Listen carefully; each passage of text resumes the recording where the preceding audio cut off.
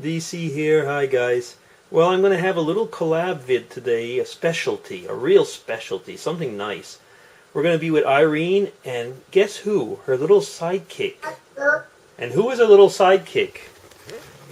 Oh, and yes, of course, we have Irene.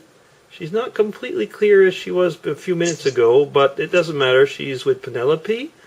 Penelope, you want to say hi? Can you say hi? Hi. Yeah, that's great.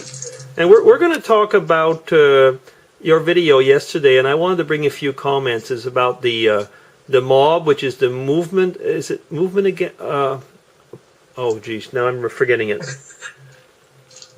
Something against bullying, but that doesn't work out. Yeah, movement opposing bullying, I guess. Yeah. Now, you said yesterday something that really got to me. It's like you said, well, if I was there and somebody was being bullied, you'd have basically gone right in and banged that person up. Well, the bully. Well, I never had to get physical, but I would get up in their face and it would scare them.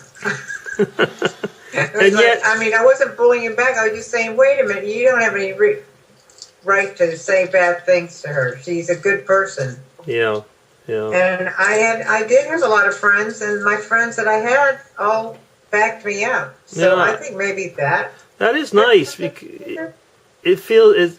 I have the impression you had a really good group. I mean, like when I was in grade school, I told you just before. I mean, like I had bullies who I wear contact lenses now, so if people don't realize it, I actually have very weak vision. But I had like these glasses, which were basically like the bottom of a Coke bottle, which was really thick glasses. And at least twice, I mean, my glasses were pulled off and by bullies and busted. And that's like, what? I mean, how was I supposed to react? I mean, it was like really difficult at the time. I don't think I reacted very well. I mean, I just basically probably cowed with fear at that point. Well, it is fearful when you have several people around you beating up on you and you can't defend yourself. Hey there, little girl. Can you sign something for us? Yeah. What do you want to tell me? Yeah, it's Uncle Bernie, isn't it? No, she's saying no. What is she saying to me? No. She's saying no? Eat. You have candy in your mouth? Okay, listen, I as much as Penelope's cute, I'm going to try and keep on track.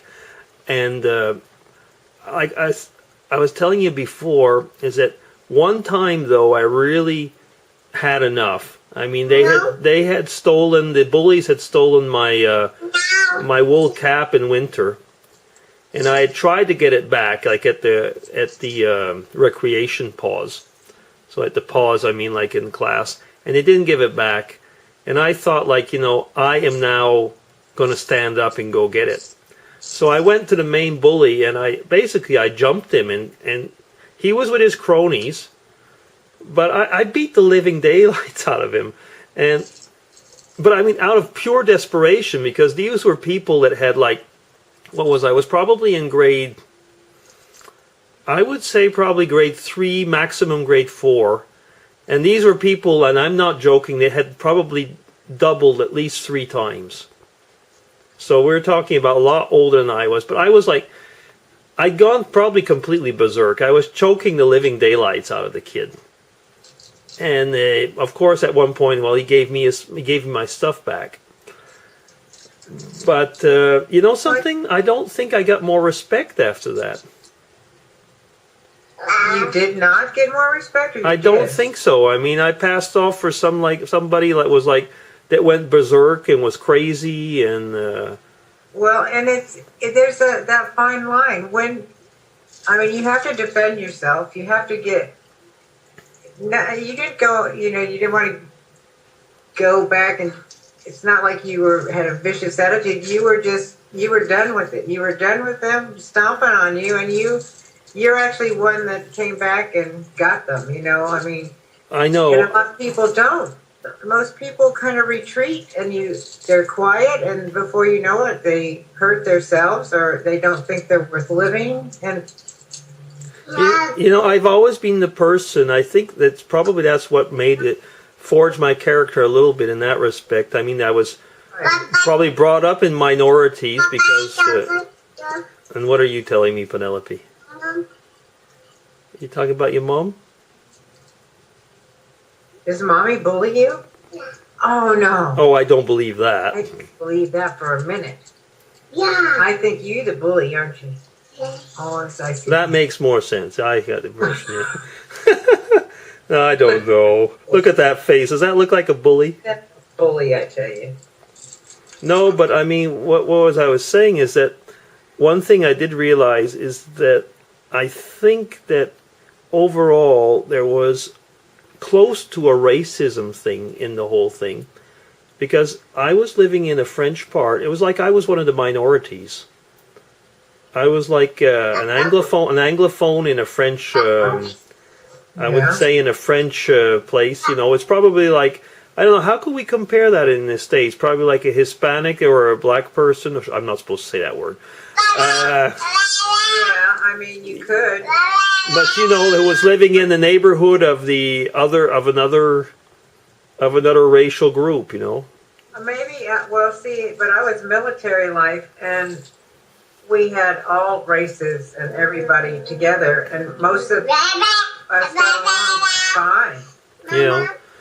Sometimes though, I know that when I went to another school, Stop. where I found that it really, really changed for me at one point though, was when there was a clean break at one point. We moved town, and it was like I was able to become a new self, so to say. Did you have contacts by then, or did you still have thick glasses? Pardon? If I had Did you contacts? still have thick glasses then when you moved? I had contacts. See? So it was the fact that people think it's like they have this image of people that have thick glasses, that are they smart, or they don't fit in, or I mean, just like any way you look. Yeah, you might be right there, because I was what you would call what should I call it? The smart nerd. Because I mean, I was good at school, and yet I mean. Still are. Well, maybe not the nerd, but you're still smart. I'm glad you corrected that, actually. Yeah, it's kind of hard to get back at me bullying you on the. I'm not gonna try and bully you, because I know that you can give it back really well. Okay, listen. I don't think I'll put much more on this vid, because we're already up to 8 minutes. But I think that nevertheless, the message I want to bring is that if you are being bullied, if you try and get out of it, I know it can be hard. If you have a friend, try and do it with a friend. And one thing that I would say, and I mean, now I'm saying that with hindsight, but it's still true, is that basically, this good old saying, there's nothing to fear like fear itself, is that very often I've found now with life is that you can't say you're courageous unless you've got something that scares you. That's true. And that's something that probably you have to learn in life. Yeah, I mean, you can't know what different emotions are unless we have them. So. Right, exactly. So I'd like to give a quick message now to Steve Goff, because Steve, you answered my comment and said that Irene was awesome. That is probably that's an oxymoron. I mean, Irene is awesome. And I'm glad that, I've come to your channel because she told me about it. I think it's a great movement what you talked about. And since we're coming up to 10 minutes, I'm really going to try and stop the video now. But thank you. And I hope this is good enough for your mob vlog. Okay, so I guess DC will be signing off. Irene, from your side, I guess that it'll be the same. Penelope, you want to say goodbye? Penelope? Yeah, say bye-bye? No, she's not. She's busy. Okay, well then that's it. So we'll be signing off then. And that'll be our collab vid for the MOB. Bye bye.